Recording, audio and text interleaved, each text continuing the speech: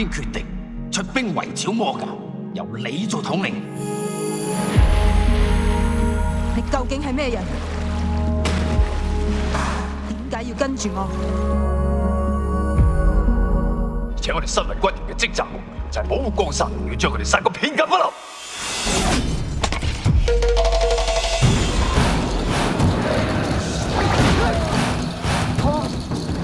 我哋收養啊！只不過係想佢幫我哋手殺晒所有中年班戰狗，佢不過係我哋嘅殺人工具。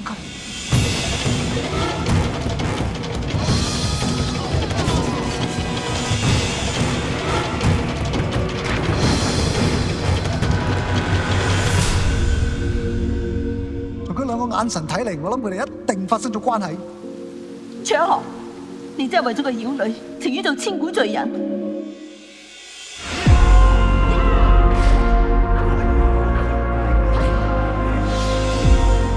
邊個見到我個樣就要盲？孤立佢哋全身，咪天誅地滅。